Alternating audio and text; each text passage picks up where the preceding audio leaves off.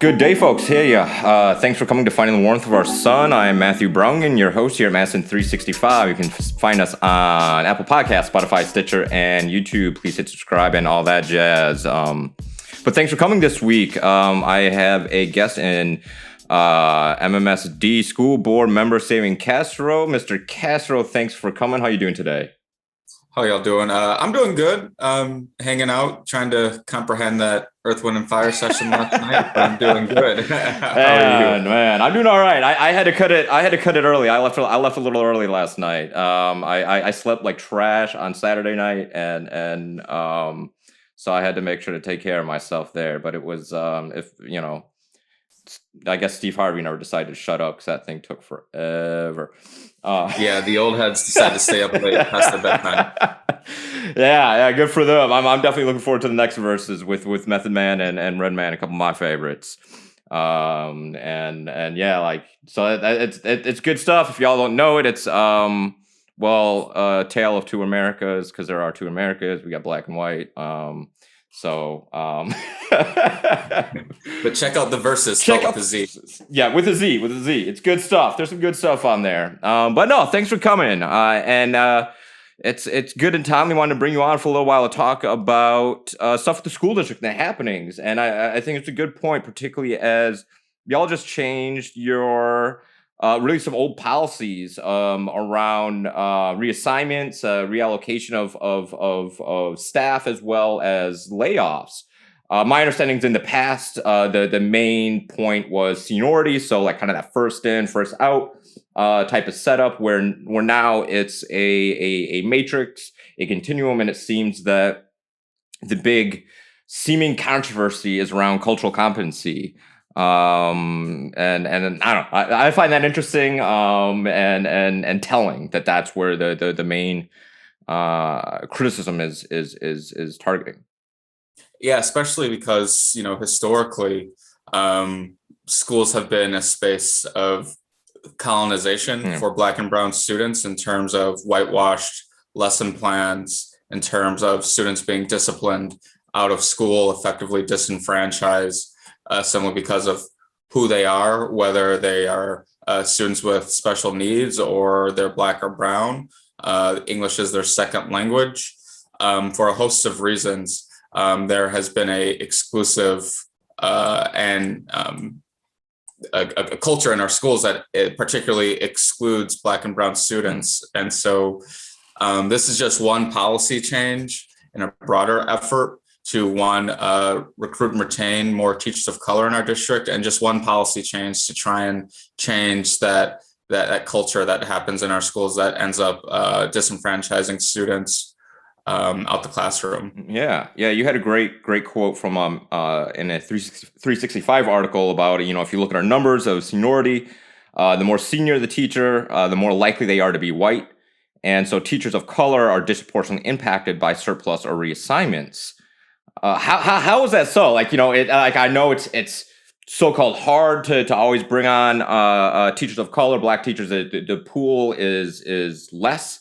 For various different reasons. You're talking about equitable access to education and opportunities. And then, you're talking about even just general retention out of firing. I know in a lot of places that are predominantly white, it's hard on Black folks and other people of color to just feel like safe in those spaces, feeling like they're even just valued in those spaces. So what like beyond some of the obvious, what do you think are some of the barriers to bringing in and then of course keeping staff? And I think, am I correct to think like this is part of an attempt to keep more staff of color, and particularly Black staff? Yeah, absolutely. So a little bit of historical context. It just needs to be said that Black educators have not been valued in this country. One of the unintended or intended consequences of Brown v. Board, or so-called school integration, was the mass exodus of Black educators from the profession, where we didn't close down white schools and bus white kids to Black schools. No, we closed down the Black schools and bus Black kids to white schools. And included in that was Black teachers being kicked out of the profession, essentially, because white parents didn't want their kids being taught by Black folks still. And so we saw a massive reduction in the numbers of Black teachers. And the issue is really systemic and institutional, because it does start at the K-12 level. It starts off with, it doesn't start, but in part, who has access to a quality K-12 education and can achieve high school graduation, can achieve college matriculation, and eventually go on to get their educator's license. And then just in general, with how white the profession is, you deal with issues of microaggressions. You deal with issues of being pigeonholed in the profession, just around certain things, particularly with discipline. And so it's just a whole host of issues of why school districts across the country struggle to recruit and retain teachers of color too. And so with this particular policy, this is about, when we have mandatory reductions in force, either because of budget or student enrollment. First off, layoffs are extremely rare for a place like Madison, but particularly around reassignment, when a school in particular sees a drop in enrollment any given year, we need to make a corresponding change in staffing levels to maintain our class size policy. And so that's when we might see some mandatory layoffs. Now, the issue with seniority is that because of those historical barriers, you see as you go up the seniority chain, it's more likely to be white, whereas upwards of 50 to 60% of teachers of color were hired in the last 5 years. Oh, wow. So that, at a systems wide level, that would be teachers of color are disproportionately impacted by surplus and layoff. And especially when you're young in your career, if you're constantly being reassigned, that consistency is important. And you might just end up leaving the district, leaving the profession, or, what that does on a young career trajectory is really important. And it impacts a student's ability to learn too, because, if your teachers are, if the best teachers are not in front of your kids, that's quite frankly an issue. If we don't have teachers, or if we don't have folks who are willing to maintain, are willing to constantly revise their approach to the changing demographics of students. Yeah, absolutely. And it's something you said that was interesting is the best teachers. It's when we think about diverse hiring practices, there's always this pushback, particularly when it comes to hiring Black and brown folks into any profession. Folks are always like, well, of course I support diversity, but I want to hire the best, most experienced people. It's always like this, like, wait, so the implication is you think hiring Black and brown people means that they're not qualified for the position, that they're less qualified for the position.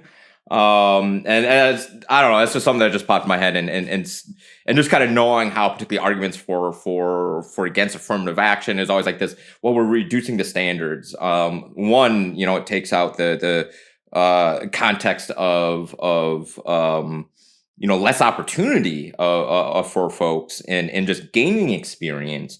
But let alone that implication feels quite racist to imply that hiring Black people means that you're hiring less qualified folks. Absolutely. And the research on if a child of any race has just one Black teacher, but especially true for Black children, if they have just one Black teacher in their K-12 experience, they're more likely to graduate high school, more likely to go on to college, less likely to be disciplined out of school, and feels a higher sense of belonging at their school building.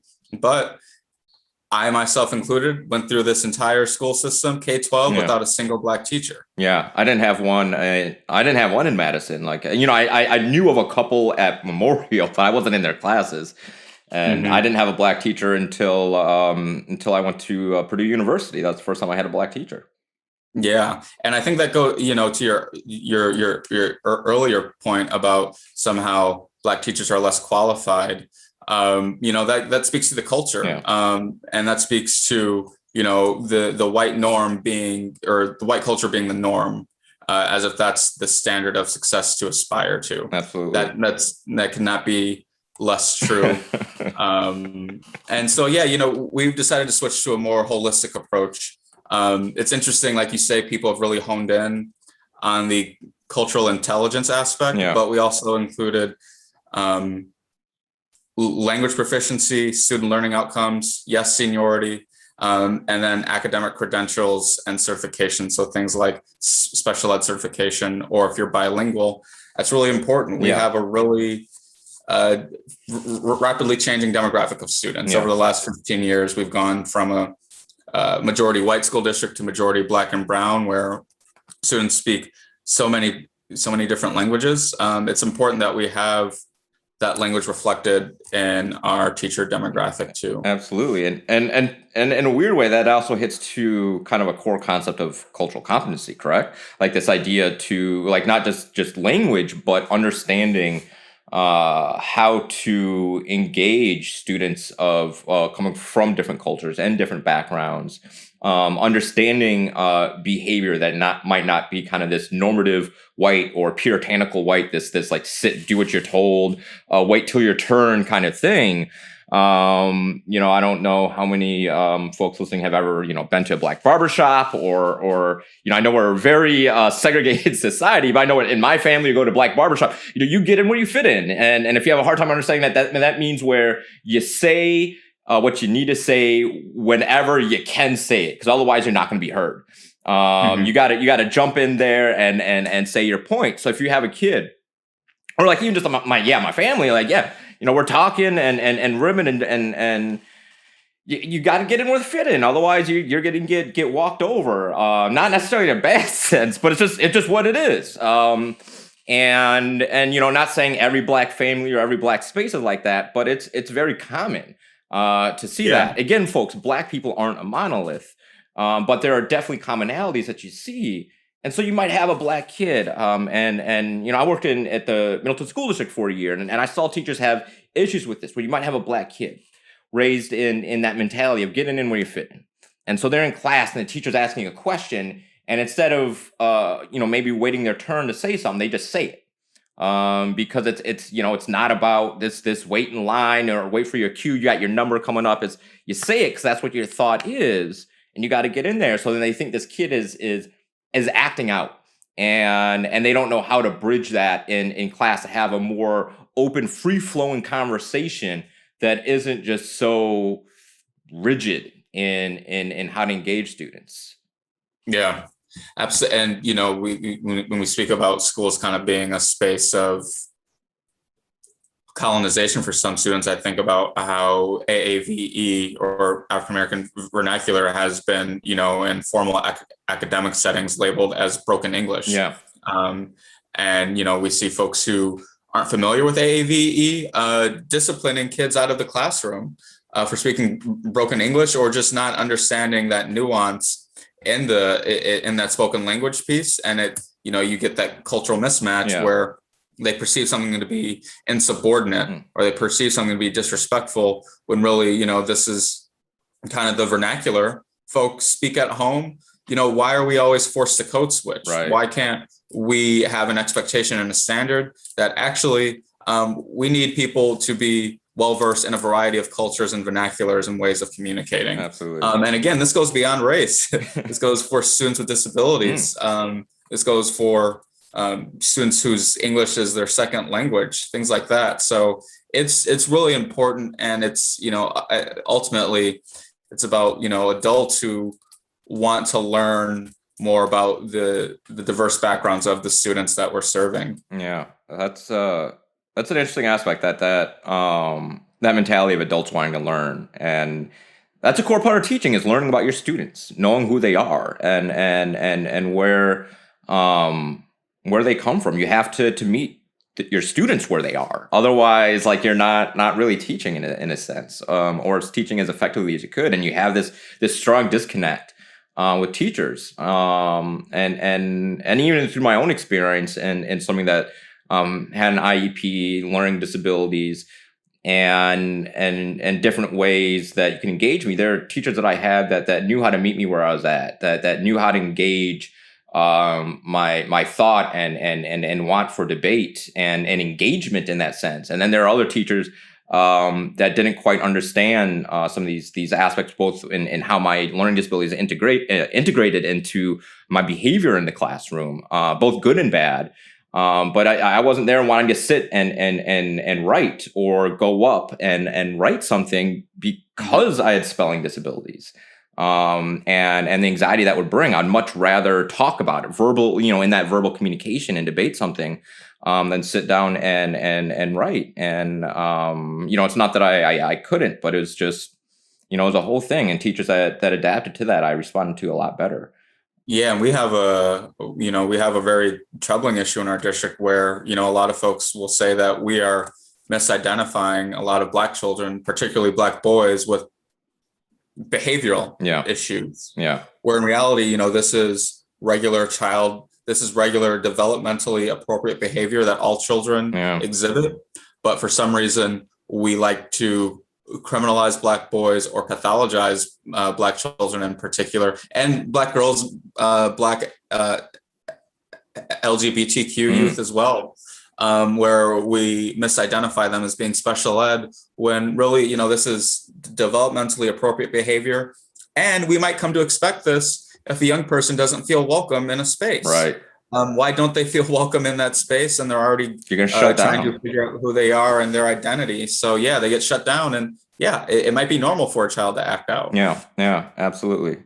So you have those, you have culturally responsive stuff. How is this, being measured? I think one of the pushbacks I saw was that it's not objective, whatever that means, and whatever, and I think, again, you had another great quote that hit to that whole issue of this objective measurement. And you said, well, given the American context, notions of objectivity and notions of meritocracy typically support the status quo. And there's an actually rich body of research detailing how important cultural intelligence is. Language proficiency is objective. Student learning outcomes are objective measurements. And as pointed out before, in the historical context, how is seniority an objective measurement? When we have this context of Black kids having lesser achievement outcomes, less likely to go to college for various, regardless of economics, and they get there less likely to be teachers. Because of structural reasons and historical reasons of Black teachers being fired.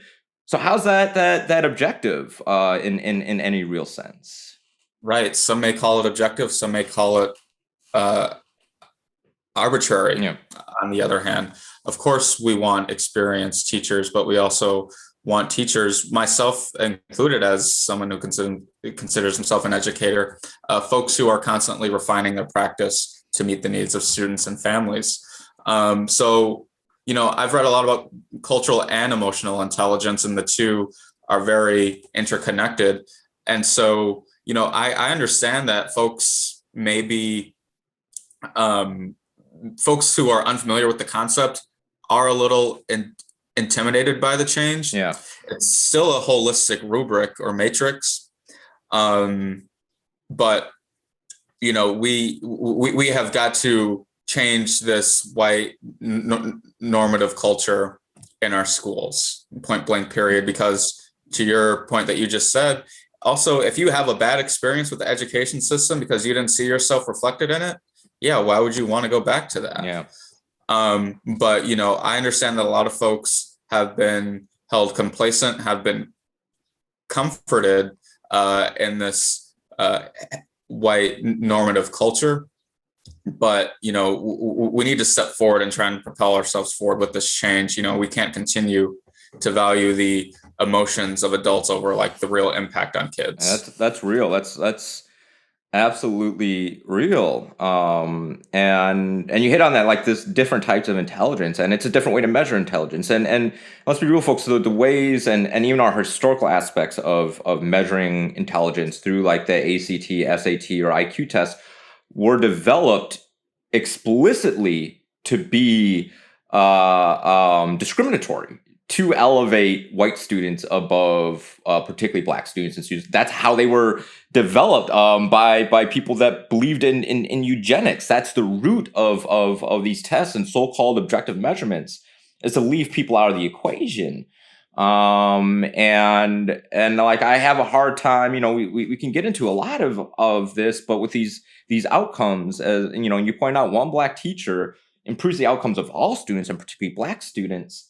And it's just, I don't know, it's wild to me, particularly in hearing folks imply that we need to instill ideas of education in students, and that's the reason why we have disparities.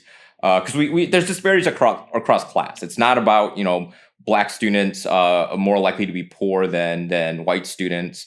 It's across class lines that we see this. So something is obviously up, and then people love to jump to cultural racism and talk about this. There's a great there's a Pew study on this coming from 2015 that showed Hispanic and black parents place a high value on college degrees and college education. 79% of black parents put high value from extremely important to very important, right? And like, so that's like on the high value and not just normalized value of it's important, right? This is very important, extremely important. Hispanic students, it's 86%. White students, 67%. And so these are things that we have to navigate. There's folks both black and white in our Madison community that talk about the need to the real problem is families that aren't involved or cultural problems. And even then, black filers are from a CDC, the USA government CDC study found that black filers are more involved in their lives than any other racial group. And so then this gets into, again, people get caught up on this notion of the nuclear family and, single black mothers. But, that doesn't mean there isn't a strong family connection, a strong familial unit. Just because a parents are married doesn't mean that it's a strong or healthy family, and we know that in a lot of ways. And so then again, it's like this white normative culture keeps getting implanted on black and brown families without exploring what's actually really going on. What are the outcomes? Because if we continue to have these disparate outcomes, then that means it's across racial and economic lines. It's not an issue of class. If it's across class lines, if we have these numbers on black families and brown families placing high value on education, it's not about values. It's not about family units. So then what is it? Yeah, I think it's a really terrible lack of accountability, willing to hold folks accountable. And especially when we listen to parents, you talked about that. That kind of implicit racism of, what if black folks just aren't as qualified? I think there's a real problem in Madison in particular of just not respecting black agency and black intelligence. And it's really, really cruel. It shows up in things like that, where, we also have access to studies that show, you have two identical resumes, but one person's name is Jerome, one person's name is Sarah or something like that. And Sarah's more likely to get a job interview than Jerome. It also, it shows up on housing applications. Right. Folks with equal or similar credit and rental histories, one's more likely to get a showing or a viewing, one is less likely to do so. And we got to do something about it. No, and that's the other thing. It's a lack of accountability. I mean, we have a HR process for sexual harassment and various other aspects, but then it's always this whole thing of and I think this is where like the misidentified idea of cancel culture, which it doesn't exist, kind of lumps into this, is this idea of holding folks accountable for their inability to not perpetuate oppressive, particularly racial oppressive behavior. Be it conscious or unconscious, because folks, if we're talking about implicit bias, the unconscious bias we have in a context of race, that is unconscious racism. That's what it is. That like there's no other way around it. So we're talking about perpetuating oppressive systems and oppressive and systemic society around issues of race. And I find it maddening that folks want to be apologists for that behavior, to not feel that holding people accountable for that type of behavior isn't an acceptable behavior. When effectively, as a teacher or in many other ways, say as a bank lending officer, even if you're implicitly being racist, well, why should you be in that position? Well, like how like why should you be in that position to keep doing these things? The lack of accountability is part of the reason why we're here. Yeah, and I'll say this, we are offering a lot of professional development around this issue in terms of identifying the biases in our education system that will put some children at a disadvantage. And I know a lot of white folks are in book clubs trying to learn about this, but we need to back it up with some policy. Yeah, absolutely. There's got to be a policy to do these things and to hold folks accountable. Otherwise, we'll, we got to move beyond the white woman book clubs.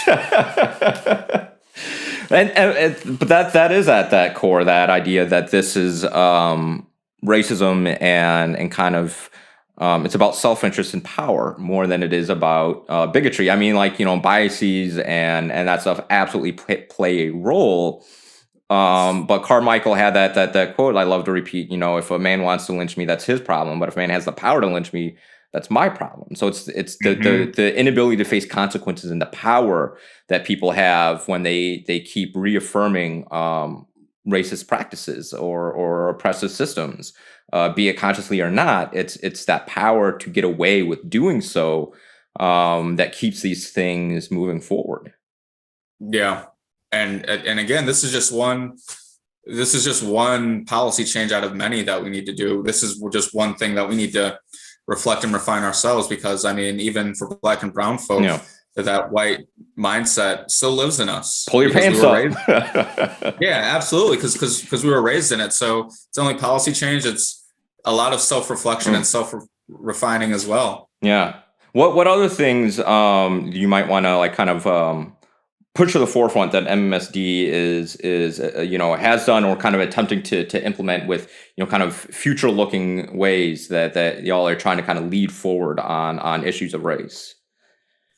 Yeah, so I think the removal of SROs from our high schools was an important change to a more holistic version of justice. And ultimately, if we look at conflict resolution and navigating conflict as a life skill all adults should have, where we want to build these empowering learning environments for Black students. We don't need a badge and a gun to enforce that. We can do that. We can help students navigate their conflict without having a badge or a gun present, which is to say the threat of lethal force or the threat of the criminal justice system does not need to happen.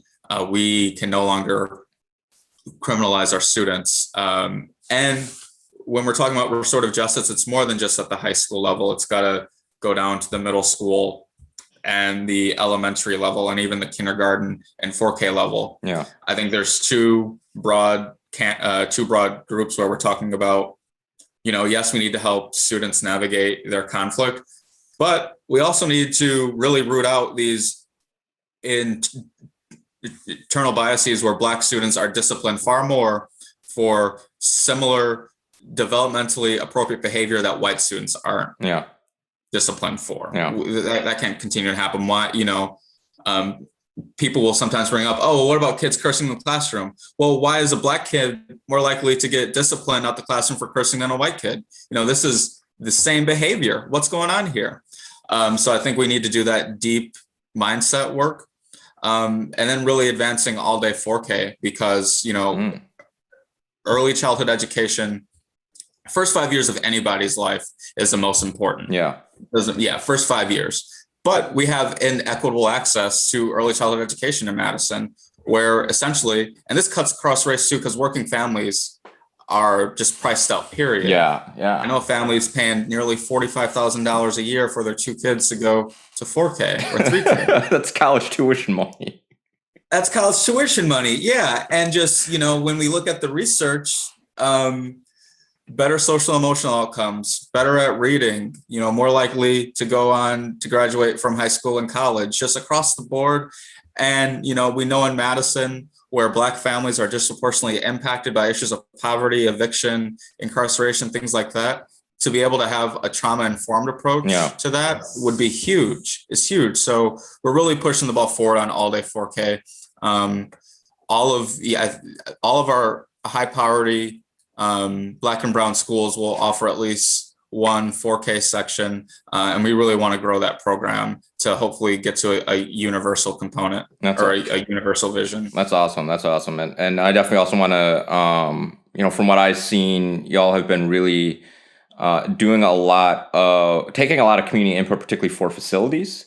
And we have, and I think that's important. It's often an overlooked aspect of facilities, and particularly when physical structures play a lot into how kids learn, and how they're engaged in really the physical space, and making it feel like community and having their own rooms. And I've been really impressed with the process y'all have been pushing forward, and really taking those needs, particularly those that are I guess most marginalized in our school district. So a lot of good props for that. Is there anything else y'all you wanted to add, particularly in the context of these new this new rubrics and cultural competency before we wrap up?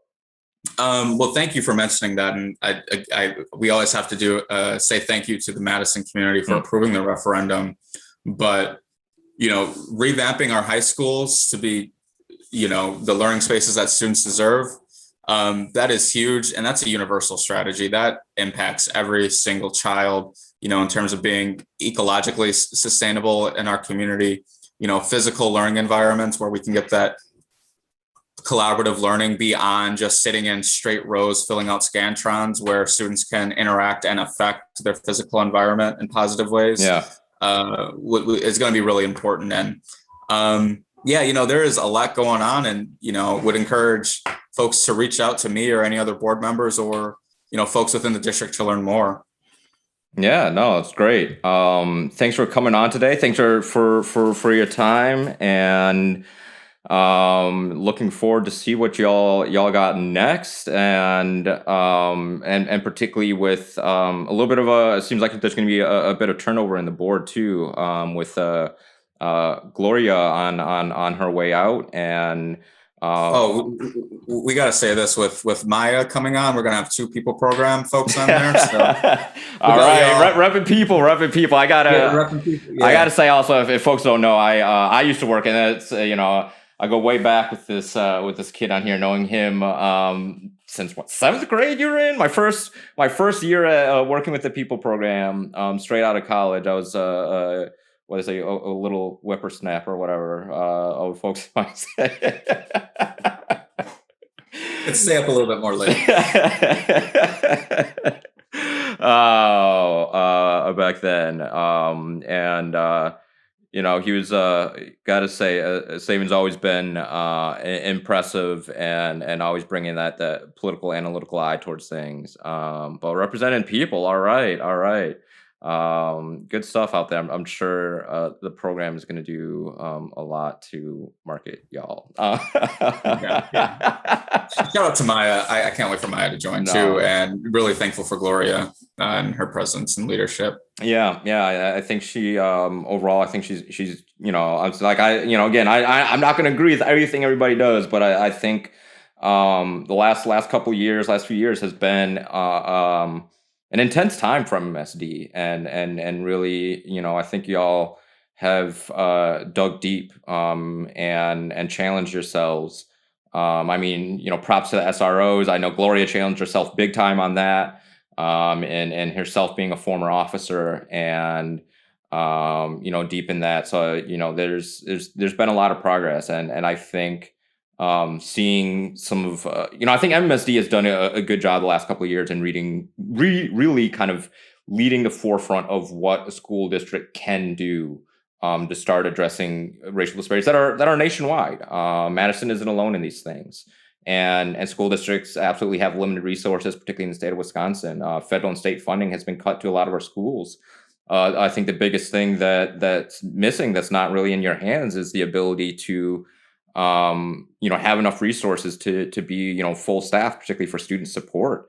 That's something that I'd love to see the state and feds really kind of push. Is as we look to supporting students and supporting families, we got to get much more student support, particularly from social workers and mental health workers in schools. I mean, we have social workers that have 100 student caseload, which is ridiculous, and yet we're going to find more resources for students in juvenile detention when it comes to mental and emotional health than we might find in schools. Yeah. And are we really helping a young person navigate life and life's challenges, or are we just trying to incarcerate them? It's twofold. We absolutely need more resources. We could, yes, because those ratios are ridiculous, but what good is a dollar if we have a bad mindset? Yeah. So we've got to do that internal work. Absolutely. Where you spend the money you have is quite important, and also a reflection of values. Are you leading the values that you profess, if you're spending on money on things that aren't reflective of those professed values? Yeah. Story of Madison overall. It really is. Look at the spending at the new jail. Hey, I want to see the county board campaign for a referendum for what they want to do. Hey, I want to see how that goes over. That'd be interesting. That'd be really interesting. But no, thanks for coming.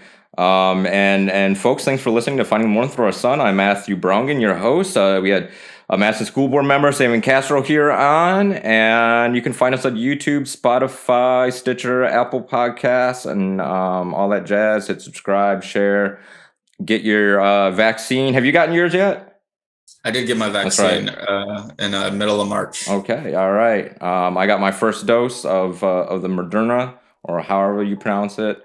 Getting my second dose here a little bit later in April. We'll see how I handle that one. But get vaccinated, folks, particularly since we're kind of in a race against time with some of these variants. Yeah. But no, that's it. And thanks for coming. Have a good one. Thank you. Take care.